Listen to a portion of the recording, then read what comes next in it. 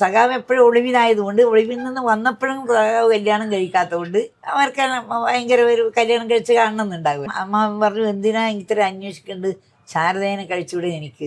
സ്ഥിരം ഒളിവിൽ കിടക്കുന്ന, പ്രത്യേകിച്ച് ഭാവി എങ്ങോട്ടാണെന്ന് അറിയാത്ത, പോലീസ് ഏത് നേരവും പിടിച്ച ഒരാളെ എന്തിനാ ടീച്ചർ കല്യാണം കഴിച്ചേ?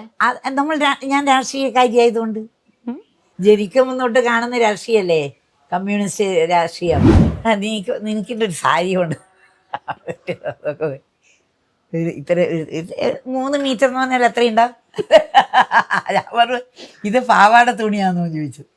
പാവം, എനിക്ക് സങ്കടമായി. അതിന് എനിക്ക് സങ്കടം കഴിഞ്ഞു എൻ്റെ അടയാളാണത്. റൈറ്റ്. പിന്നെ ചോദ്യമില്ല, ഉത്തരവല്ല, എഴുതിയിട്ടു. അതാണ് സഖാവ്. നമ്മൾ കല്യാശ്ശേരിയിലാണ്, ശാരദാസിലാണ്. ശാരദ ടീച്ചറുണ്ട് കൂടെ. കൂടുതലൊന്നും പറയേണ്ട കാര്യമില്ല. ടീച്ചർ ഒരുപക്ഷെ ജനിച്ചപ്പോൾ മുതൽ തന്നെ സഖാവ് ടീച്ചറുടെ ജീവിതത്തിലെ ഒരു ഭാഗമായിരുന്നിരിക്കണം. കമ്മ്യൂണിസ്റ്റ് കുടുംബമാണ്. അപ്പൊ ആ ഒരു ചെറുപ്പകാലത്തെ കുറിച്ച് ഒന്ന് പറഞ്ഞിട്ട് നമുക്ക്. അത് ഞങ്ങൾ ബന്ധുക്കളാണല്ലോ. അപ്പോൾ സഖാവിൻ്റെ സഹോദരി ഞങ്ങളെല്ലാം എന്നെക്കാളും കുറച്ച് 2 വയസ്സ് മൂത്താണ്. എങ്കിൽ ഞങ്ങളെല്ലാം ഇളയമ്മേൻ്റെ മകൾ സരോജിനിച്ചിണ്ട്. അങ്ങനെ ഞങ്ങളെല്ലാം ഈ ഇവിടെ കളിക്കും. അവിടെ അതിൻ്റെ വീട്ടിൻ്റെ മുമ്പിൽ വലിയൊരു പറങ്കി നല്ല മാങ്ങ, നല്ല പഴുത്ത മാങ്ങയുള്ള ആ കാലെല്ലാം ഞങ്ങൾ മാങ്ങ വറുക്കും, ഓടി കളിക്കും. പിന്നെ എപ്പോഴും കളിക്കാൻ പോകുന്നൊരു വീടാണ് ഏറമ്പാല ആ വീട്, സഖാവിൻ്റെ വീട്. അങ്ങനെ ആ ഒരു ഞങ്ങളുടെ ബന്ധുക്കളല്ലേ. അങ്ങനെ അന്നെല്ലാം ബന്ധുക്കൾ എന്ന് പറഞ്ഞാൽ വലിയ കാര്യം. ഇപ്പം എല്ലാവർക്കും ബന്ധുക്കളൊന്നും ഇല്ലാത്തത്. പക്ഷെ ചെറുപ്പം മുതലേ ഒരു വീട്ടിലൊരു പറച്ചിലുണ്ടായിരുന്നല്ലോ, ഏറമ്പാലയിലെ കൃഷ്ണൻ കല്യാണം കഴിക്കാൻ പോണ ആള് ശാരദ. അമ്മേൻ്റെ അമ്മക്ക്, സഖാവിൻ്റെ അമ്മേൻ്റെ അമ്മക്ക് ഞാൻ അവിടെ കളിക്കാൻ പോവല്ല. അപ്പോൾ എന്നെ കാണുമ്പോൾ തോന്നിയതായിരിക്കും. ടീച്ചർ പറഞ്ഞിട്ടുണ്ടെന്ന് കേട്ടു, കൃഷ്ണനെ ഞാൻ വീട്ടിൽ കൊണ്ടുവരാമെന്ന്. അത് ഒളിവിലുള്ള സമയത്ത്. അതെങ്ങനെയായിരുന്നു ആ സംഭവം? അമ്മ വന്ന് അമ്മാവന് അന്ന് വീട്ടിലുണ്ട്. അപ്പോൾ അമ്മാവനുണ്ട് എന്ന് പറഞ്ഞിട്ട് സഖാവിൻ്റെ അമ്മ വന്നതാണ്. അപ്പോൾ ഗോപാലൻ കൃഷ്ണൻ എവിടെയാണെന്നെല്ലാം ചോദിച്ചപ്പോൾ അന്നേരം ഞാൻ പറഞ്ഞു എന്ന് പറയും. എനിക്കിപ്പോൾ ഓർമ്മയൊന്നുമില്ല അത്. അങ്ങനെ ഞാൻ ഏട്ടൻ വന്നാൽ ഞാൻ അമ്മയോട് വിവരം പറയാമെന്ന് പറഞ്ഞുള്ളത് മാത്രമേ ഉള്ളൂ. ഞാൻ സഖാവിനെ വീട്ടിലേക്ക് കൊണ്ടുവരാമെന്ന് പറയുന്നതാണ് ചരിത്രത്തിലുള്ളത്. സഖാവ് തന്നെ പറഞ്ഞിട്ടുണ്ട്, നമ്മൾ ചോദിച്ചിട്ടുണ്ട്, ശാരദ ടീച്ചറെ കല്യാണം കഴിക്കാൻ എന്താ പ്രത്യേകിച്ചൊരു കാരണം? സഖാവെന്ന് ഒരു വീരോജ്വല ആളാണ്, ഇഷ്ടംപോലെ ആൾക്കാരൊക്കെ ഉണ്ട്. അപ്പൊ പറഞ്ഞു KPRന്റെ മരുമകൾ. അതൊന്ന് പറയൂ, എന്താ അതിന്റെ പ്രസക്തി? അത് KPRന്റെ മരുമകൾ എന്ന് പറഞ്ഞാൽ KPR അവരെ അച്ഛൻ്റെ മരുമകനാന്ന്. ഈ KPR എന്നതിൻ്റെ പിന്നെ അച്ഛനാണ് ഈ എൻ്റെ സഖാവിൻ്റെ അമ്മാവൻ.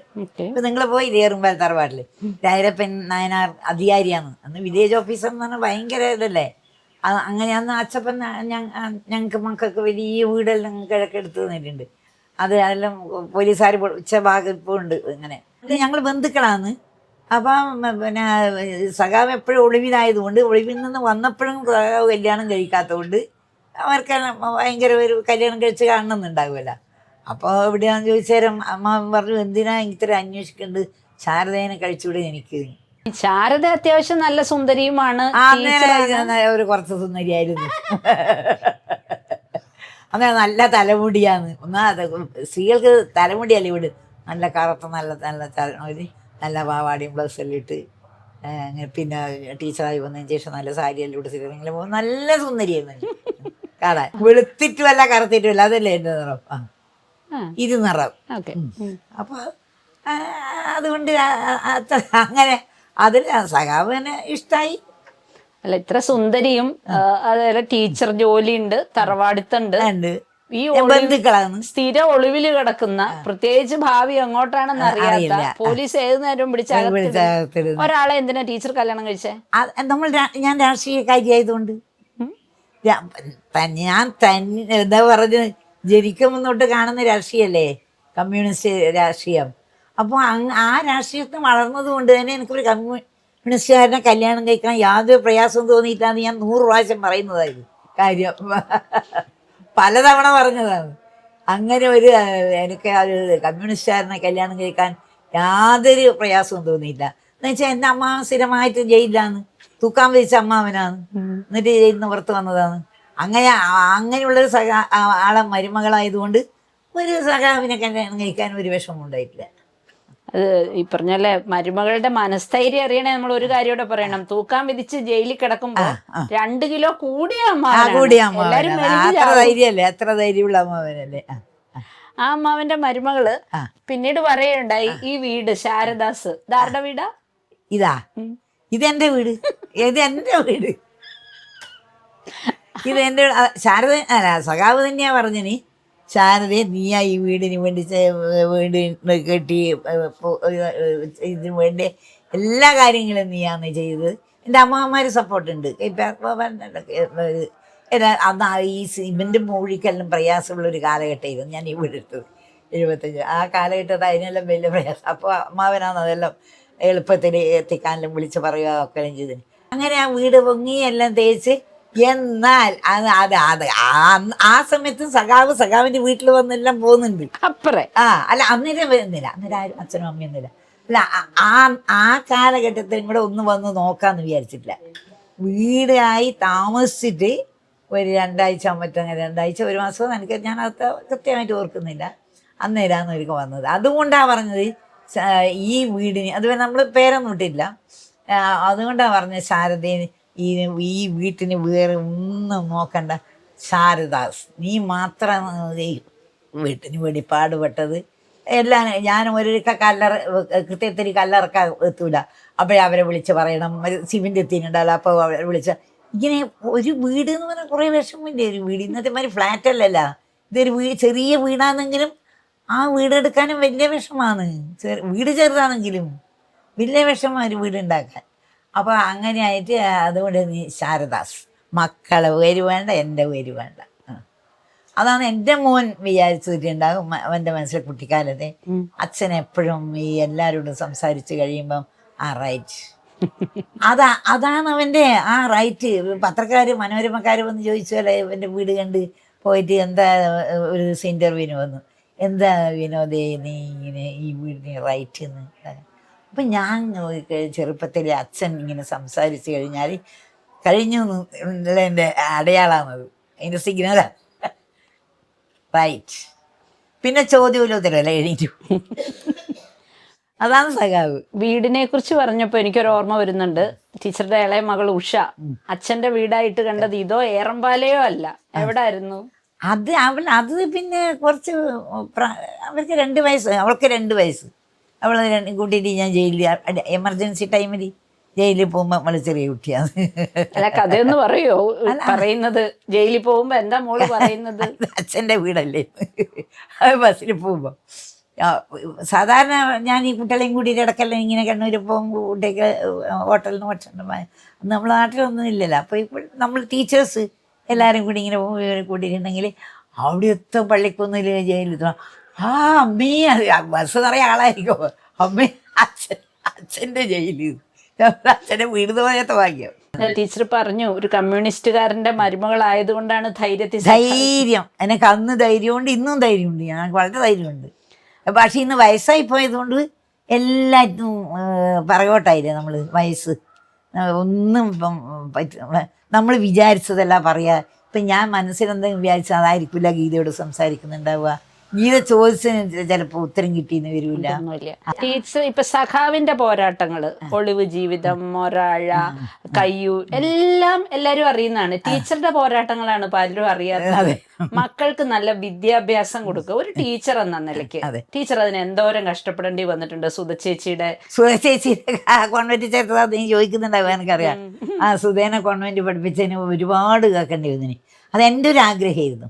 കുട്ടികളെ ആഗ്രഹം എനിക്ക് പഠിക്കണം എന്ന് പറഞ്ഞുകൊണ്ടല്ല, എനിക്കൊരാഗ്രഹം ഉണ്ടായിരുന്നു ആദ്യം തന്നെ. എൻ്റെ ഒരു മക്കളായാലും എനിക്ക് ഇങ്ങനെ ഞാൻ ട്രെയിനിങ് എല്ലാം കഴിക്കുമ്പോൾ ഈ കുട്ടികൾ സ്കൂൾ ആ യൂണിഫോം എല്ലാം നമ്മൾ ട്രെയിനിങ് സ്കൂളിൻ്റെ അടുത്താണ് ഈ കോൺവെൻറ്റ്. അപ്പോൾ കോൺവെൻറ്റ് സ്കൂള്. അപ്പോൾ അങ്ങനെ ആ യൂണിഫോം എല്ലാം കണ്ടാൽ എനിക്കൊന്ന് തോന്നി, എനിക്കൊരു കുട്ടി ഉണ്ടായില്ല, എനിക്കും ഇങ്ങനെ ഒരു യൂണിഫോം നമ്മളൊന്നും ഇട്ടിട്ടില്ലല്ലോ പണ്ട്. യൂണിഫോം എല്ലാം ഇട്ടിട്ട് ഒരു കുട്ടീനെ സ്കൂളിൽ അയക്കണം എന്ന് തോന്നി. അങ്ങനെ അവളെ ഞാൻ കോൺവെൻറ്റിൽ കൊണ്ട് ചേർത്തു. അതിന് മാത്രം കേട്ടു, അതിനും മാത്രം കേട്ടു. അന്ന് സഖാവ് MP ആണ്, സഖാവ് നിരപരാധിയാണ്. സഖാവ് 4 കൊല്ലം MP ആയിരുന്നല്ല ആ സമയത്ത്. അത് അപ്പോൾ പിന്നെ ഇവളെ ചേർത്ത് അവൾ 10ാം ക്ലാസ് വരെ കണ്ണൂർ സെൻറ്റ് തെരേസ ഹൗസിൽ പഠിച്ചു. വേറെ ഒരാളെയും ചേർത്തില്ല. ഇപ്പം എന്ന് പറഞ്ഞാൽ എന്നോട് പലപ്പോഴായിട്ട് എൻ്റെ കുമാര ഇപ്പം പറയാ, എന്തുകൊണ്ട് നിങ്ങൾ സുധേച്ചിനെ മാത്രം കോൺവെൻറ്റ് പഠിപ്പിച്ചു, എന്തുകൊണ്ട് ഞങ്ങളെ പഠിപ്പിച്ചില്ലാന്ന്. ഞാൻ പറഞ്ഞ ഒരാളെ ചേർത്തതിന് തന്നെ ഞാൻ വേണ്ടതിൽ അദ്ദേഹം കേട്ടുകൊണ്ട് പിന്നെ എനിക്ക് തോന്നിയില്ല ആരെയും പഠിപ്പിക്കണം. അത് എൻ്റെ അടുത്തും വലിയ ഞാനായിരുന്നു പിന്തിരിയാൻ പാടില്ലായിരുന്നു. ഞാൻ ധൈര്യപൂർവ്വം തന്നെ ചെയ്യേണ്ടതായിരുന്നു ആ കാര്യം. പക്ഷേങ്കിൽ ഞാൻ മതി ഇനിയെന്ന് വിചാരിച്ചു. പക്ഷെ അന്ന് ടീച്ചർ പറഞ്ഞൊരു ഒരു ചെറിയ പെൺകുട്ടിയായിരുന്നു. കുറെ കൂടെ മുന്നിലായപ്പോഴത്തേക്ക് ടീച്ചർ എനിക്ക് തോന്നുന്നു സഖാവിന്റെ പാർട്ടി, അത് എന്റെയും പാർട്ടി, പക്ഷെ എനിക്ക് എന്റേതായ വിശ്വാസങ്ങളും ആഗ്രഹങ്ങളും ഉണ്ടെന്ന്. അത് ആദ്യം തന്നെ സഖാവ് പറഞ്ഞില്ലേ, കല്യാണം കഴിഞ്ഞ് വരുമ്പം തന്നെ ആദ്യത്തെ ഉപദേശം അതല്ലേ, ശാരദ നീ ഒരു സഖാവിന്റെ ഭാര്യ എന്നുള്ള ഒരു ഓർമ്മ, കമ്മ്യൂണിസ്റ്റുകാരൻ്റെ, നീ ഒരു കമ്മ്യൂണിസ്റ്റുകാരൻ്റെ ഭാര്യ എന്നുള്ളത് എപ്പോഴും നിന്റെ മനസ്സിൽ ഓർമ്മയിലാണ്. നീ വിചാരിച്ചതൊന്നും ആഗ്രഹങ്ങളൊന്നും സാധിക്കൂല. അത് നമുക്ക് അങ്ങനെ സ്ത്രീകൾക്ക് പല ആഗ്രഹങ്ങളും ഉണ്ടാവില്ലേ. ഒന്ന് സിനിമക്ക് പോകണം, അല്ലെങ്കിൽ ഒന്ന് പുറത്ത് ഒരു ഹോട്ടലിൽ പോയി ഭക്ഷണം കഴിക്കണം ഒന്നിച്ച്, അല്ലെങ്കിൽ ഒരു ഷോപ്പിങ്ങിന് പോകണം. ഒരു പ്രാവശ്യം പോലും ഒന്നിച്ചൊരു ഷോപ്പിംഗ് നടത്തിയിട്ടില്ല. ഹോട്ടൽ ഭക്ഷണം സഖാവിൻ്റെ കൂടെ പോയാലും നമ്മൾ ഗസ്റ്റ് ഹൗസിൽ നിന്നെല്ലാം കഴിച്ചു എന്നല്ലാണ്ട് ഒന്നിച്ച് ഇന്നത്തെ മാതിരി പുറത്ത് ഞാൻ തിരുവനന്തപുരത്ത് പോയി അല്ലെ എറണാകുളത്ത് പോയാൽ അമ്മയിൽ നമുക്ക് പുറത്ത് പോയി ഭക്ഷണം കഴിക്കാം, അങ്ങനെയല്ലേ ഇപ്പോഴത്തെ. അങ്ങനെയൊന്നും നമ്മുടെ ജീവിതത്തിലില്ല.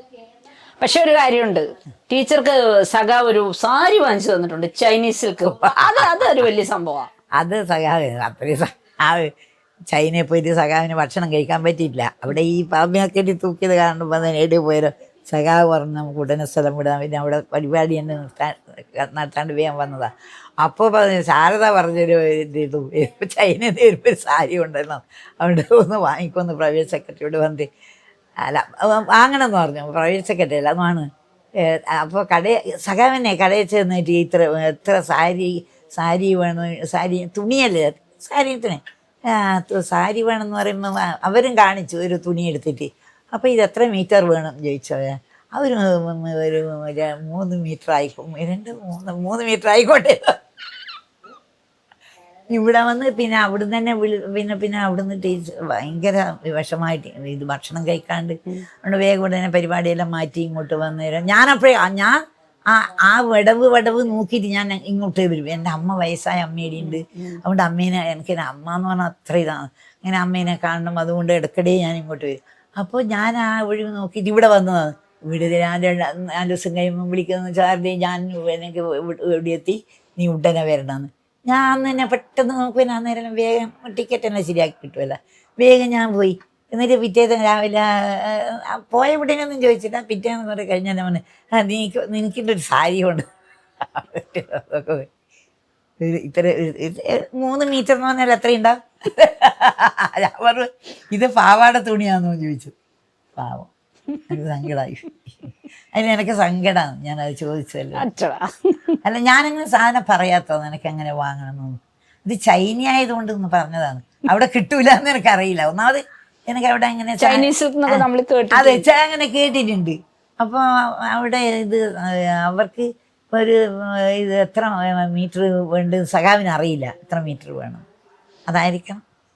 അതേപോലെ എനിക്ക് ഏറ്റവും ഇഷ്ടപ്പെട്ട വേറൊരു കഥ, ഇപ്പൊ ടീച്ചർ പറഞ്ഞില്ലേ പാവത്തിന് സങ്കടമായിരുന്നു. അത് എത്ര വലിയൊരു സങ്കടമാണെന്ന് അറിയണമെങ്കിൽ സഖാവിന്റെ മന്ത്രിസഭ ഒട്ടും പ്രതീക്ഷിക്കാതെ KM മാണി അപ്പുറത്തോട്ട് മാറുന്നു. ഉച്ചവരെ ഇല്ല ഇപ്പറയാന്ന് പറയുന്ന ആള് ഉച്ചയ്ക്ക് സഖാവ് കഴിക്കാൻ വരുമ്പോഴാണ് മന്ത്രിസഭ പൊളിയൂന്ന് അറിയുന്നത്.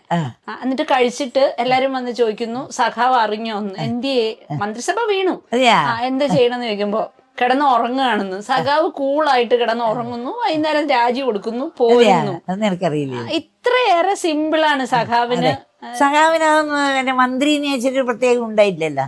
നമ്മൾ അങ്ങനെ ജീവിച്ചിട്ടില്ല. ഞങ്ങൾ ഇപ്പം കല്യാശ്ശേരി വീട്ടിൽ താമസിക്കുമ്പോൾ തന്നെ ആ ജീവിത രീതി തന്നെ ഞങ്ങൾക്ക് ക്ലിഫ് ഹൗസിലും ഉണ്ടായിരുന്നു. അല്ലാണ്ട് പശുവിനെ കൊണ്ട് ഒരു പശുവിനാ നമ്മളെ ഇയാളില്ലേ PJ ജോസഫ് പശുവിനെ വളർത്തുന്ന ആളല്ലേ. അപ്പം അവരവിടുന്ന് ഒരു പശു നല്ലൊരു കന്നുകുട്ടിയായിട്ട് ഒരു പശുവിനെ കൊടുത്തയച്ചു. അങ്ങനെ ക്ലിഫ് ഹൗസിൽ കുറച്ച് കാലം ആ പശുവിൻ്റെ കറവ് പറ്റുന്നവരെ അല്ലാണ്ട് പിന്നെ വാങ്ങിയില്ല. ആ പശുവിനെയാണോ മന്ത്രിസഭ അങ്ങോട്ട് ചെല്ലണമെന്ന് പറഞ്ഞ് വിൽക്കുകയും മന്ത്രിസഭ താഴെ പോവുകയും മന്ത്രിസഭയും പോയി എന്റെ പശുവും പോയി ടീച്ചർ അതല്ല ഞാൻ പറഞ്ഞു, അത് എൻ്റെ പശു. അത് ആദ്യം 80 മന്ത്രിസഭയല്ലേ, അദ്ദേഹം തന്നെ മുഖ്യമന്ത്രിയാകുന്നു. ആ സമയത്ത് ഞാൻ അങ്ങോട്ട് പോകണമെന്ന് ഞങ്ങൾ കല്യാണം കഴിച്ചിട്ട് മക്കളെയും കൊണ്ട് പോകുന്നത് എത്ര 58 കല്യാണം കഴിഞ്ഞിട്ട് എൻ്റെ മക്കളെയും കൊണ്ട് പോകുന്നത് 80 മുഖ്യമന്ത്രി തിരുവനന്തപുരം കാണുന്നു. ഇന്നത്തെ കാലമാണ് കേട്ടാണെങ്കിൽ ഭാര്യ സമ്മതിക്കോ മക്കൾ സമ്മതിക്കോ അച്ഛനടുത്ത് ഒരു ആക്ഷേപം അവർ പറയില്ല. അച്ഛനെന്തോ വലിയൊരാൾ, അച്ഛനോടൊന്നും പറയാൻ പറ്റൂല. അച്ഛനും മക്കൾ അത്രയല്ലേ കാണുന്നുള്ളൂ. അപ്പോൾ അച്ഛനോട് അങ്ങനെ സംസാരിക്കാൻ പാടുണ്ടോ, അങ്ങനെയായിരിക്കും അവർ മനസ്സിലാക്കിയിട്ടുണ്ട്.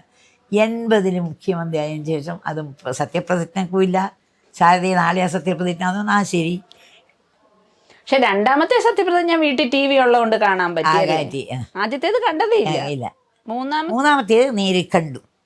അത് ഞങ്ങൾ പ്രതിപക്ഷ നേതാവായിട്ട് അവിടെ തന്നെ വീട്ടിൽ താമസിക്കും. പിന്നെ സഖാവിന്റെ വേറൊരു പ്രത്യേകത, കന്റോൺമെന്റ് ഹൗസിലായിരിക്കുമ്പോൾ പ്രതിപക്ഷമാണേലും ശരി മുഖ്യമന്ത്രി ആയിരിക്കുമ്പോഴും ശരി ക്ലിഫ് ഹൗസിലൊന്നും വന്നാൽ ഇതൊരു മുഖ്യമന്ത്രിയുടെ എല്ലാരും ഗീത വെച്ചിട്ടുണ്ടല്ലോ. ഗീതന് ഇവരുടെ എത്രയോ പത്രക്കാരുകൾ വന്നിട്ട് എന്നോട് ചോദിച്ചിട്ടുണ്ട, അയ്യോ ഇതിന് മുഖ്യമന്ത്രിൻ്റെ വീടാണ്, ഒരു ഒറ്റ കാറ് പോലും കാണുന്നില്ലല്ലോ.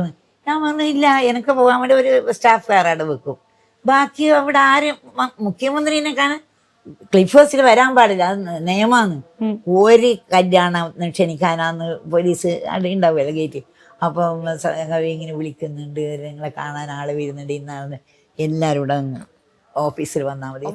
എല്ലാം ഓഫീസിൽ 9:30 ഞാൻ ഓഫീസിലെത്തും, അവിടെ വന്നാൽ മതി. ഒരൊറ്റ നമ്മളെ ആ VIP റൂം ഇത് കണ്ടതല്ലേ, വെറും ഞാനാന്നായിരുന്നു പത്രം വായിക്കൽ. അങ്ങനെയാണ്. കരുണാകരനിലെ മുഖ്യമന്ത്രി ആകുമ്പോൾ കോമ്പൗണ്ട് നിറയെ കാറാന്ന് എന്നോട് എല്ലാവരും പറഞ്ഞതാണ്.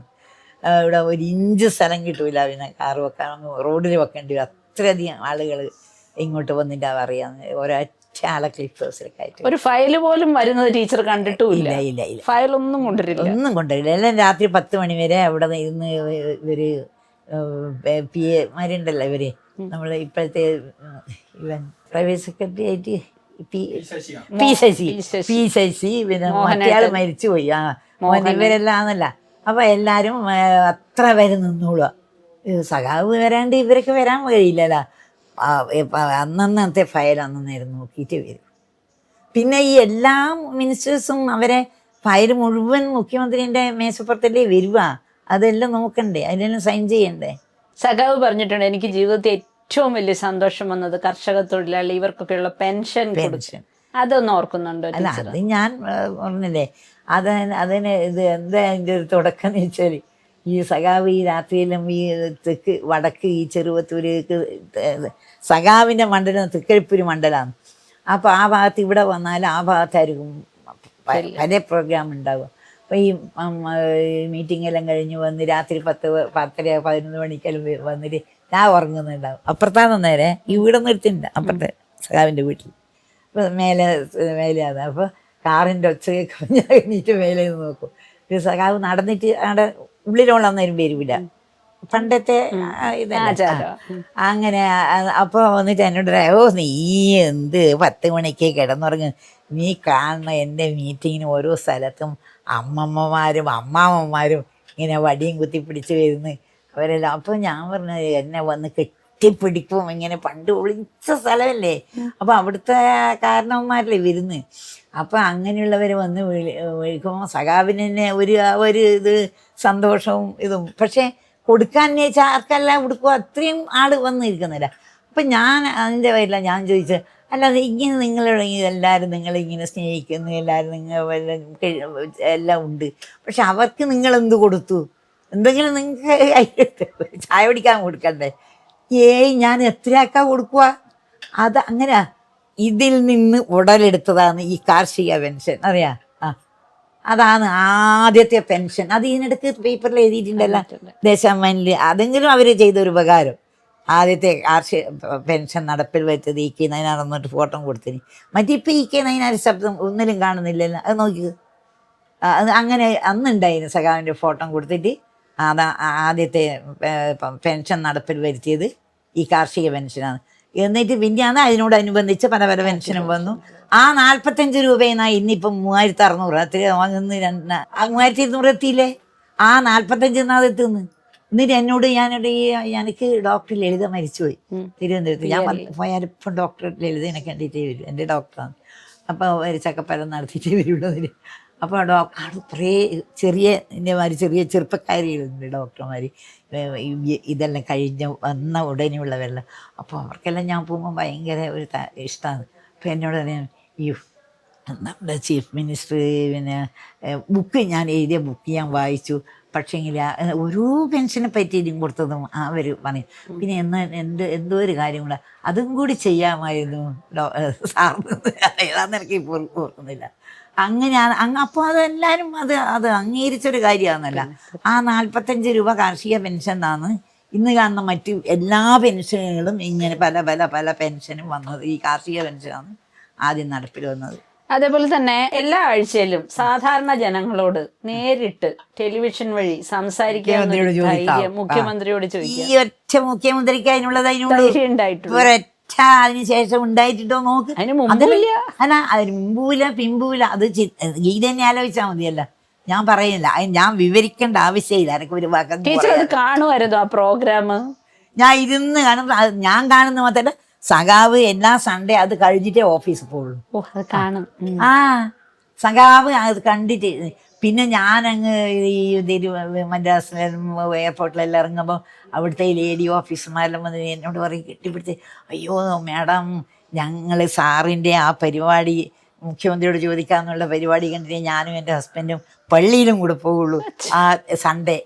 അങ്ങനെ പലതവണ അതെല്ലാം കേൾക്കുമ്പോൾ നമുക്കൊരു വലിയൊരു അഭിമാനമല്ലേ, അത് വലിയ അഭിമാനമായിട്ട് തോന്നും. അങ്ങനെ നമുക്ക് വേണ്ടി, കുടുംബത്തിന് വേണ്ടിയിട്ടല്ലല്ലോ ചെയ്യുന്നത്, നാട്ടുകാർക്ക് വേണ്ടിയല്ലേ.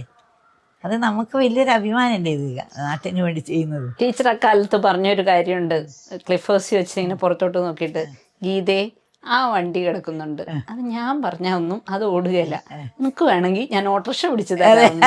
അതെ അതെ. അപ്പൊ ടീച്ചറിന്റെ ഒക്കെ ആവശ്യത്തിനും അങ്ങനെയല്ലായിരുന്നു. അല്ല, ഞങ്ങൾക്ക് ഒരു ആവശ്യത്തിന് ഒരു വണ്ടിയുണ്ട് അവിടെ. അതുണ്ട്. അതല്ലാതെ ഔദ്യോഗിക വാഹനങ്ങളിലൊന്നും. അയ്യോ, സഖാവിന്റെ കൂടെ ഈ എയർപോർട്ടിൽ പോകുന്ന ദിവസം പോവാ ഞാൻ ഈ ഡൽഹിയിൽ, ഞാൻ അവസാന സഖാവിന് അങ്ങനെ സ്വന്തമായിട്ട് ഒന്നും ചെയ്യാനൊന്നും കഴിയില്ല. ആ സമയത്ത് ഞാൻ ഡൽഹി പോകുമ്പോൾ എല്ലാം ഈ PBക്ക് പോകുമ്പം ഞാൻ കൂടെ തന്നെ ഉണ്ടാവും. അങ്ങനെ എന്തെങ്കിലും ആവശ്യത്തിന് പോകാറുണ്ട്, മറ്റേടെങ്കിലും കൂട്ടിക്കൊണ്ടു പോകുന്നൊന്നുമില്ല. എവിടെയും കൂട്ടിക്കൊണ്ടു പോയിട്ടില്ലല്ലോ, എവിടെയും. ആകെ ഒരു ഈ എത്ര തവണയാണ് 3 തവണ മുഖ്യമന്ത്രിയായിട്ട് പോയത്, ആകെ ഒരു ലണ്ടൻ യാത്ര. സഖാവിന് ഒരു ചെക്കപ്പ് ഉണ്ടായിരുന്നോ, അതുകൊണ്ട് അന്നേരം സാരഥേനെ കൂട്ടി അങ്ങനെ മലേഷ്യ വഴി, മലേഷ്യയിൽ ഒരു ദിവസം മലേഷ്യയിൽ കുറേ മലയാളികളുണ്ട്. അവർ അവിടെ ഒരു പരിപാടി വെച്ചു. അന്ന് അവിടെ അങ്ങനെ 2 ദിവസം മലേഷ്യയിൽ താമസിക്കേണ്ടി വന്നു. അവിടെ വലിയ മലയാളി ഒരു സംഘം നമ്മളെ ഈ തളിപ്പറമ്പിലുള്ളവരിൽ അങ്ങനെ 1-2 ദിവസം PJ ജോസഫായിരുന്നു കൂടെ, നമ്മളെ ഭാര്യയുണ്ട്. അങ്ങനെ അമേരിക്കയിൽ പോയി. സഖാവിന്റെ മറ്റൊരു പ്രത്യേകത ടീച്ചറെ, ആകെ പോയതാണ് ഒരു യാത്ര, ഒരു ഗൾഫ് യാത്ര, ആകെ ഒരു തവണ. അതെന്നാ പറ്റി? അല്ല, അതെന്താ, മലേഷ്യയിൽ മലയാളികൾ ക്ഷണിച്ചു സഖാവിനാ. അവനെ ക്ഷണിക്കുമ്പോൾ ടീച്ചറേയും കൊണ്ടുവരണമെന്ന് പറഞ്ഞവര്. അങ്ങനെ അതെ, PJ ജോസഫിന്റെ ഭാര്യയുണ്ട്, ഡോക്ടർ, ഞാനും. ഞങ്ങൾ മുറിയിൽ താമസിച്ച് അങ്ങനെ ലണ്ടനിൽ പോയി. ലണ്ടനിൽ കുറച്ച് സ്ഥലമെല്ലാം കണ്ട്, പ്രധാനമായിട്ട് കാണേണ്ട സ്ഥലമെല്ലാം കണ്ട്. ഇത്രയ്ക്ക് ഇന്നസെന്റ് ആയിട്ടല്ല, ഇത്രയ്ക്ക് ലളിതമായിട്ടൊരു മുഖ്യമന്ത്രി എന്ന് പറയുന്നത് ടീച്ചർ തന്നെ പറഞ്ഞിട്ടുണ്ട്. കരുണാകരനുമായിട്ടുള്ള സൗഹൃദം പറയുമ്പോ, കരുണാകരൻ വന്ന് വയ്യാതെ കിടക്കുമ്പോ പറഞ്ഞു, ഇങ്ങനെ അംബാസഡർ കാറിലൊന്നും പോകരുത്. പാവം, ആ കാറിൽ അവസാനം അധികം യാത്ര ചെയ്യാനും കൂടി പറ്റിയില്ല. ആ കാർ വണ്ടി അത് എന്താന്ന് വെച്ചാൽ ഈ അസുഖമായിട്ട് സഖാവിന് ഇടയ്ക്കിടെ പനി വരും. ഈ ടൂറ് ഇങ്ങനെ വളരെ ദൂരല്ലേ യാത്ര, ഈ മറ്റേ അംബാസഡറിലെ യാത്ര ചെയ്യുന്നത്. അപ്പൊ AC ഇടുകയില്ല, AC ഒന്നും ഇട്ട തണുപ്പാന്ന് പറയുമ്പോ ഇപ്പോഴത്തെ കുട്ടികൾ AC-ലാണ് വണ്ടി കയറുക. അപ്പോൾ അങ്ങനെ അത് കൂടെയുള്ളവരും ഗവൺമെന്റ്മാരും ഇവരെല്ലാം ഇവര് അവർക്കും സഖാവിന് വേണ്ടെങ്കിൽ പിന്നെ അവർക്കും വിടാൻ പറ്റില്ല. അങ്ങനെ കരുണാകരൻ പിറ്റേന്ന് കാലത്ത് ഇങ്ങനെ പത്രം വായിച്ച ഉടനെ ഇങ്ങനെ മുഖ്യമന്ത്രി നായനാർ ആസ്പത്രിയിലാന്ന് കണ്ട് ഉടനെ വായിച്ചാണ് ആദ്യം വന്നത് കരുണാകരൻ വന്ന് എല്ലാ വർത്താനം എല്ലാം വളരെ സൗമ്യമായി പറഞ്ഞ് ലാസ്റ്റ് പറഞ്ഞു, നായനാരെ ഇനിയെങ്കിലും ഒരു കാര്യം ചെയ്യണം, നമുക്ക് പ്രായമായി വരുന്നതല്ലേ, ഇനി ഈ അംബാസിഡർ കാറിൽ ഇത്ര ദൂരം യാത്ര ചെയ്യാൻ പാടില്ല, അത് നമുക്ക് വളരെ ക്ഷീണം ഉണ്ടാക്കുന്നതാണ്, അവിടെ അതൊന്ന് കാറ് മാറ്റി വാങ്ങണം, അത് നമുക്ക് ആലോചിക്കാവുന്നവരാന്ന് പറഞ്ഞു. അങ്ങനെ ആസ്പത്രിയെല്ലാം വിട്ടു വന്ന് ഇതിൽ ക്യാബിനറ്റ് ചേർന്നപ്പോൾ അല്ല ടീച്ചറോട് പറഞ്ഞില്ലേ? അല്ല അല്ല അല്ല അതെന്നോട് തന്നെ ഈ കരുണാകരൻ തന്നെ ഞാൻ കാറ് വാങ്ങിയാൽ മറ്റു തിരിച്ചും പറയുന്നു പറഞ്ഞു അന്നേരം തന്നെ. അതിൽ അങ്ങനെ അവർ ക്യാബിനറ്റിൽ സഖാവ് ആവശ്യപ്പെട്ടു, ഇങ്ങനെ എനിക്ക് ദൂരെ യാത്ര ചെയ്യാൻ പറ്റുന്നില്ല, ഇപ്പം അതുകൊണ്ട് ഒരു കാറ് മാറ്റിയാൽ കൊള്ളാമെന്ന് പറഞ്ഞു. അത് പാർട്ടീൻ്റെ എല്ലാ അനുഭവത്തോടു കൂടി അല്ലാണ്ട് സഖാവ് ഒരു കാര്യം എനിക്ക് ഇന്നത് ചെയ്യണമെന്ന് പറയില്ലല്ലോ പാർട്ടീൻ്റെ അനുഭവത്തോടു കൂടി. അങ്ങനെ പറഞ്ഞപ്പോൾ പാർട്ടി പറയാത്ത കുറവ് ഉടനെ ഒരു എന്താ പറഞ്ഞത്, നീ കാറിൻ്റെ പേരത് ബെൻസ് വണ്ടി വാങ്ങി അതിൽ യാത്ര ചെയ്തിട്ടപ്പോഴേക്കും എന്നെ പോയ പ്രതിപക്ഷം ബഹളവും വെച്ചല്ലോ. അതെല്ലാം സ്വാഭാവികം. സഖാവിന്റെ വേറൊരു പ്രത്യേകത, നമ്മള് വെളിയിൽ നിന്ന് ഇപ്പൊ പത്രപ്രവർത്തകരാണെങ്കിലും നമ്മൾ കാണുമ്പോ ഇവരടിച്ചു പിരിഞ്ഞിനി വയ്യാന്ന് പറയുന്നത് മുഖത്ത് നോക്കി കറക്റ്റ് ആയിട്ട് ആന്റണി എനക്കറിയില്ലേ എന്ന് പറയുകയും ചെയ്യും. ഇത്രയേറെ ഒരു ശത്രു ഇല്ലാത്ത ഒരാളുണ്ടായിട്ടില്ല. അതെങ്ങനെയാ സാധിക്കും? ടീച്ചറിന് ദേഷ്യം വരില്ലേ എങ്ങനെയാണ് സഖാവിനെ പറയുമ്പോ? ഞാനും പിന്നെ അവസാനം അതെ എന്നോട് പറയും, എന്തിനാ സാരഥി നീ വിഷമിക്കുന്നത്, അതെല്ലാം അസംബ്ലിയിൽ അങ്ങ് അവർ പലതും പറയും, അതൊന്നും നമ്മൾ കേട്ടിട്ട് ഒന്നും നീ ബേജാറാവേണ്ടെന്ന് പറയും എന്നോട്. അതൊന്നും കഴിഞ്ഞു. അങ്ങനെയാണെങ്കിൽ പിന്നെ ആരോടൊന്നും അങ്ങനെ എൻ്റെ നവതിക്ക് ഇപ്പം ക്ഷണിച്ച രാഷ്ട്രീയ ഭേദമന്യ ആൾ വന്ന് നീ വന്നില്ലെങ്കിൽ മറ്റുള്ളവരോട് അന്വേഷിക്കണത്. രാഷ്ട്രീയമുണ്ട്, RSP ഉണ്ട്, BJP ഉണ്ട്. BJPയിലെ ഒരു പത്മനാഭൻ ഉണ്ട്, ഭയങ്കര പപ്പനാഭൻ എന്നല്ലാന്ന് സ്നേഹത്തിൽ വിളിക്കുക. സുരേഷ് ഗോപി ഉണ്ട്. സുരേഷ് ഗോപിക്ക് ഒരു അച്ഛൻ ഒരു സ്നേഹം, ഒരു രാഷ്ട്രീയമല്ല, അതൊന്നും രാഷ്ട്രീയമല്ലപ്പ. അല്ല അതിനു മുമ്പ് മക്കളുടെ കല്യാണത്തിനൊക്കെ സുരേഷ് ഗോപി വന്നിട്ടുണ്ട്. സുരേഷ് ഗോപിക്ക് രാഷ്ട്രീയത്തിൽ അത് ഈ സുരേഷ് ഗോപി ഇപ്പം മന്ത്രിയായ സമയത്ത് ഇവിടെ വരുമ്പോൾ പത്രക്കാരും വിചാരിച്ചു, നാട്ടുകാരും വിചാരിച്ചു ഇവിടെ ടീച്ചർ ഇപ്പം ഒരു BJP കാര്യമായിട്ടാണ് സുരേഷ് ഗോപി വന്നതെന്ന് വിചാരിച്ചു. സുരേഷ് ഗോപിന്റെ രാഷ്ട്രീയം വേറെ. ഞാൻ ജനിച്ച് വളർന്നത് ഈ കമ്മ്യൂണിസ്റ്റ് എന്ന് പറഞ്ഞ പാർട്ടി ഇവിടെ വന്നത്. അതിൻ്റെ എല്ലാ വിഷമതകളും സഹിച്ച് വളർന്ന ഒരു ആളാണ് ഞാൻ അങ്ങനെ പാർട്ടി വിട്ടിട്ട് വേറൊരു പാർട്ടീനെ സപ്പോർട്ട് ചെയ്യുന്നു നിങ്ങൾ ആരെങ്കിലും വിചാരിക്കുക.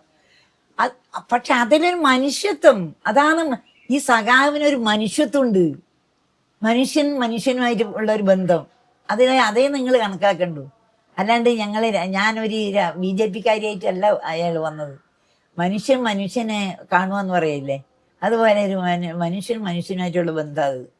അങ്ങനെയാണ് സുരേഷ് ഗോപി വന്ന് സഖാവിനെ വളരെ ഇതായിട്ട് സംസാരിക്കുള്ളൂ കണ്ടാൽ. അങ്ങനെയാണ് പിന്നെ ഈ ഗസ്റ്റ് ഹൗസിൽ ഞാൻ പിന്നെ ഇവിടെ താമസിക്കാൻ തുടങ്ങിയ ശേഷം ഗസ്റ്റ് ഹൗസിൽ അവിടെ മറ്റേ ക്ലിഫ് ഹൗസ് വന്നില്ല, ഇവിടെ ഗസ്റ്റ് ഹൗസിൽ വന്നാൽ അമ്മ ഞാൻ അങ്ങനെ വിളിക്കുക, അമ്മ ഞാൻ അങ്ങോട്ട് വരുന്നുണ്ട്, എനിക്ക് രാവിലെ ബ്രേക്ക്ഫാസ്റ്റ് വേണമെന്ന് പറയും. അപ്പോൾ ഞാൻ റെഡിയാക്കാം, അല്ലെങ്കിൽ ഉച്ചക്ക് ഊണ് വേണമെന്ന് പറയും. അങ്ങനെ എന്തെങ്കിലും കഴിച്ച അയാൾ പോയി. രാഷ്ട്രീയമൊന്നും നമുക്കില്ല, അതിൻ്റെ ഇടയ്ക്ക് രാഷ്ട്രീയമില്ല. ഇപ്പം ഗീതാ ബഷീൻ എൻ്റെ മുമ്പിലിരിക്കുന്നത് നീ ഏത് രാഷ്ട്രീയക്കാരിയാന്ന് എനിക്കറിയില്ലല്ലോ. അറിയില്ല. നീ ചോദിക്കുന്നത് ഞാൻ ഉത്തരം പറയുന്നത്. ഞാൻ നിന്നോട് ആദ്യം നിന്റെ രാഷ്ട്രീയം ചോദിച്ചിട്ടല്ലല്ലോ നിന്റെ മുമ്പിൽ ഇരുന്നത്. അതുപോലെ തന്നെ അതാണ് രാഷ്ട്രീയമില്ല. അങ്ങനെയാണെങ്കിൽ എൻ്റെ അവധിക്ക് ഇയാൾ മുഴുവൻ വരുവാ, എല്ലാ കക്ഷികളും ഉണ്ടായിന്. ടീച്ചർ എനിക്ക് തോന്നുന്നു സഖാവിന് ശേഷം സാധാരണഗതിയിൽ മക്കളിൽ ആരെങ്കിലും രാഷ്ട്രീയത്തിൽ വരേണ്ടതല്ലേ? രാഷ്ട്രീയത്തിൽ വരേണ്ടതാണ്. ടീച്ചർ വരട്ടിയതാണോ? അല്ല, ഞാൻ വരട്ടിയതല്ല, അത് അവരുടെ ഇഷ്ടം, അവരുടെ കുട്ടികളുടെ ഇഷ്ടം. പിന്നെ പാർട്ടി കുട്ടികളെ നിർബന്ധിച്ചിട്ടില്ല ആരും. അങ്ങനെ പാർട്ടി അങ്ങനെ അവർക്ക് എന്തെങ്കിലും ഒരു സാധനം കൊടുത്തിട്ടുണ്ടെങ്കിൽ അവരിന്ന് പാർട്ടിയിൽ ഉണ്ടാവുമായിരുന്നു. അത് പാർട്ടിയും ചെയ്തിട്ടില്ല. അതുകൊണ്ട് പിന്നെ അതെല്ലാം അവരെ കുട്ടികളെല്ലാം ഇഷ്ടമല്ലേ, നമ്മളൊന്നും പറഞ്ഞിട്ടും ഒന്നും ചെയ്യേണ്ടതല്ല, അവർക്ക് തന്നെ തോന്നിയിട്ട് ചെയ്യേണ്ടതല്ലേ നമ്മൾ. ടീച്ചർ എപ്പോഴും പറയുന്നുണ്ട് എനിക്ക് എൻ്റെ സഖാവിനെ അത്ര ഇഷ്ടമാണ്, അങ്ങനെ തന്നെ നിങ്ങൾ എഴുതണമെന്ന്. പക്ഷെ ഒരു ഭാര്യ എന്ന നിലയ്ക്ക് ടീച്ചർ ഇപ്പൊ പറഞ്ഞില്ലേ കർഷക തൊഴിലാളികൾ വന്ന് അല്ലെങ്കിൽ കെട്ടിപ്പിടിക്കുമ്പോൾ നിങ്ങൾ അവർക്ക് എന്ത് കൊടുത്തു എന്ന് ചോദിച്ചെന്ന് ടീച്ചർ എപ്പോഴേലും ഓർത്തിട്ടുണ്ടോ? ഒരു കുടുംബനാഥൻ എന്ന നിലയ്ക്ക് സഖാവ് എന്തെങ്കിലും ഇതിനൊരു ഇതായിട്ട് നിന്നിട്ടുണ്ടോ? ഈ ഒരു പ്രകാശഗോപുരമായി നിൽക്കുക അല്ലാതെ അങ്ങനെ. ഈ പ്രകാശഗോപുരത്തിന് ശാരദാസ് എന്ന് പേരിടാൻ പറഞ്ഞില്ല. പ്രകാശഗോപുരം അതായത് ഈ ചെറിയൊരു വീടല്ലേ, ഞാൻ എടുത്ത വീടല്ലേ ഇത് ടീച്ചർ. അല്ലാണ്ട് 3 തവണ മുഖ്യമന്ത്രിയായ സഖാവിന്റെ വീടാന്ന് നിങ്ങൾ ആരെങ്കിലും പറയാം? അതായത് ഈ ഫോട്ടോഗ്രാഫർക്കെല്ലാം തോന്നി ഇതെന്തൊരു വീടാന്ന്, ഒരു മുഖ്യമന്ത്രിന്റെ വീടാന്ന്.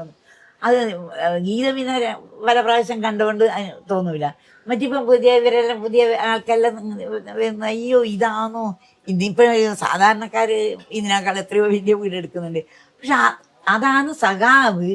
ഒരഴിമതിക്കോ സ്വജനപക്ഷപാതോ കൈക്കൂലിയോ ഒന്നും ഒരു അത് അല്ലെങ്കിൽ ഈ മുഖ്യമന്ത്രി ചോദിക്കാൻ വേണ്ട പരിപാടിക്ക് നിൽക്കുക. അതിൽ തന്നെ നിങ്ങൾ മനസ്സിലാക്കാൻ പറഞ്ഞ വേദം കിട്ടും ഞങ്ങൾ സഖാവേ നിങ്ങൾ ഇത്ര ലക്ഷം കൈക്കൂലി വാങ്ങിന്ന് കേട്ടല്ലോ. പിന്നെ വായി തുറക്കാൻ കഴിയും ആ മുഖ്യമന്ത്രിക്ക്. അതാണ് നിങ്ങൾ മനസ്സിലാക്കേണ്ടത്. അതുകൊണ്ട് സഖാവിന് രാഷ്ട്രീയം അല്ലാണ്ട് ആ കമ്മ്യൂണിസം എന്ന് ആ രാഷ്ട്രീയത്തിന് വളർന്നു, അതിൽ കൂടെ തന്നെ വലുതായി, അതിൽ തന്നെ അസുഖം വന്നു പോവുകയും ചെയ്തു. എന്തുണ്ടാക്കി എൻ്റെ മക്കൾക്ക് അങ്ങനെയൊന്നുമില്ല. അതാണ്. ഇവൻ എസ്കോട്ടി വെച്ച് സഖാവ് ഭയങ്കര ഹാപ്പി ആയിരുന്നല്ലോ ഹോസ്പിറ്റലിൽ പോയിട്ട്. പിന്നെ സഖാവിന് പിന്നെ അറിയാതെ പിന്നെ ഈ ട്യൂബെല്ലാം ഇടുമ്പം തന്നെ സഖാവിന്. പക്ഷെ ഞാനാ കരഞ്ഞ് അവിടുന്ന് ഒരു വിധായന്. ടീച്ചർ ഓർത്തേ ഇല്ല, കാരണം ഡോക്ടർ പറഞ്ഞായിരുന്നു 10 വർഷത്തേക്ക് ഇനി ഒരു കുഴപ്പമില്ല എന്നായത്. അപ്പൊ 10 വേണ്ട 5 മതി എന്ന് പറഞ്ഞു. അതുകൊണ്ട് രാഷ്ട്രീയം നോക്കയില്ല. പിന്നെ കുട്ടികളെ രാഷ്ട്രീയം എന്നാണ്, കുട്ടികളെ തന്നെ തീരുമാനിക്കണം. അതേപോലെ തന്നെ അതിനകത്ത് ഏറ്റവും എനിക്ക് ഇഷ്ടപ്പെട്ട, ഞാൻ ക്ലിഫ് ഹൗസിൽ വരുമ്പോ ഞാൻ ടീച്ചറോട് ചോദിച്ചിട്ടുണ്ട് അവിടെ ശ്രീകൃഷ്ണന്റെ വിഗ്രഹം ഒരു പൂജാമുറിയിട്ട് ഞാൻ ഫോട്ടോ എടുത്തോട്ടെ എന്ന്. നമ്മളന്ന് പരിചയമില്ല, വലിയ പരിചയമുണ്ട്.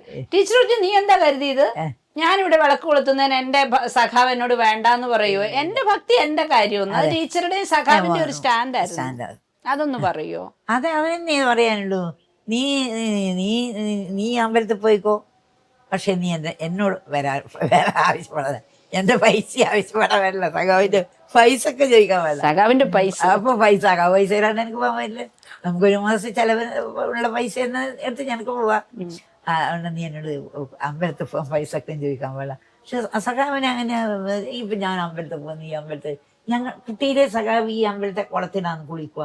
ഇവര് ഈ സഖാവിന്റെ ഇടയമ്മേനെ കരക്കാട്ട് അതിനകത്ത് വലിയ കാശ് കല്യാണം കഴിച്ചു. ആ ഇളയമ്മക്ക് കുളിക്കാൻ വേണ്ടി കരക്കാട്ട് അതിനകത്ത് കുളപ്പര ഉണ്ടാക്കിയതാണ്. ഇന്നും അതിന്റെ സ്മാരകമായിട്ട് നിൽക്കുന്ന സഖാവിന്റെ ഇളയമ്മക്ക്. അങ്ങനെ ഈ കുളത്തിൽ നിന്നാണ് നീന്തി കുളിക്കുക. അന്നേരം ഞാൻ സ്കൂളിൽ പോയത് വന്ന് വൈകുന്നേരം കുളത്തിൽ നിന്ന് കുളിച്ചിട്ടേ വീട്ടിലേക്ക് കയറാൻ പാടുന്നത്. മാത്രല്ല മറ്റേ ഗാന്ധിത്തൊപ്പി എടുത്ത് ഒളിക്കുകയും വേണം. അത് ഗാന്ധി കോൺഗ്രസ്സുകാരായി കേളപ്പന്റെ പദയാത്രയിൽ കുട്ടികളെല്ലാം കൂടെ പോയി അങ്ങനെ ഫിറ്റ് ചെയ്ത് ഗാന്ധി തൊപ്പി ഒതിച്ചു വന്നത്. ഇപ്പൊ പലർക്കും അറിയില്ല ശരിക്കും സഖാവ് രാഷ്ട്രീയം തുടങ്ങിയപ്പോ കോൺഗ്രസ്സുകാരൻ തന്നെ ആയിരുന്നു എന്നുള്ളത്. കോൺഗ്രസിൽ നിന്ന് തുടങ്ങി പിന്നെ അതിൽ നിന്ന് സ്വാഭാവികമായി മാർക്സിസ്റ്റ് പാർട്ടിയിലേക്ക് വന്നാണ്. AKG ഉൾപ്പെടെ എല്ലാവരും കോൺഗ്രസ്. അല്ല, ഇത് ഈ ചെറിയ കുട്ടിയായിരിക്കുന്ന സമയത്തല്ലേ സ്കൂളിൽ പഠിക്കുന്ന 6ാം ക്ലാസ് 7ാം ക്ലാസ് പഠിക്കുമ്പോ ഗാന്ധി തൊപ്പി വെച്ചത്. പിന്നെ ബാലസംഘത്തിലേക്ക് കടന്നതോടുകൂടി തന്നെ രാഷ്ട്രീയം മാറി. AKG വരുന്നു, കൃഷ്ണപിള്ള വരുന്നു. കൃഷ്ണപിള്ളയല്ലേ ഇവിടുത്തെ പ്രധാനം. അത് കൃഷ്ണപിള്ള എനിക്ക് ഒരു സ്വന്തം ഒരു അമ്മാവനെക്കാളും സ്നേഹ കൃഷ്ണപിള്ളയോട്. അതൊന്ന് പറയോ കൃഷ്ണപിള്ളയെ കുറിച്ചുള്ള ടീച്ചറുടെ ഓർമ്മകള്? തന്നെ കൃഷ്ണപിള്ളയോട് അല്ല, അമ്മാവനെയൊക്കെ സ്നേഹം വരാനായിട്ട് അതെന്താ? അത് ഞങ്ങള് കുട്ടികളാണ്. കുട്ടികളുമായിട്ട് ഞാനും എൻ്റെ ഇളയമ്മന്റെ മകളും ഉണ്ട് നമ്മുടെ വീട്ടിൽ. അപ്പൊ ഞങ്ങള് കുട്ടികളാകുമ്പോ ഇങ്ങനെ ഇരിക്കും, നമുക്ക് കഥയെല്ലാം പറഞ്ഞു തരും വെറുതെ ഇരിക്കുമ്പോ. നമ്മളെ അമ്മാമ്മമാരങ്ങനെ പറഞ്ഞു തരൂലല്ലോ. അപ്പൊ സഖാവിന് കൃഷ്ണപിള്ളക്ക് കുട്ടികളെ ഭയങ്കര ഇഷ്ടം. കൃഷ്ണപിള്ളക്ക് അന്ന് കുട്ടികളൊന്നുമില്ല, ആയിട്ടില്ല. പിന്നെ കല്യാണം കഴിച്ചതാന്ന് ഭാര്യക്ക് മക്കൾ. അതേപോലെ AKG ഏറമ്പാല വീട്ടില് ഇപ്പൊ സഖാവിന്റെ അമ്മ മരിക്കുമ്പോഴൊക്കെ സ്വന്തം മകനായി കർമ്മങ്ങൾ പോലും കൂടെ നിന്നതല്ല AKG അല്ലേ?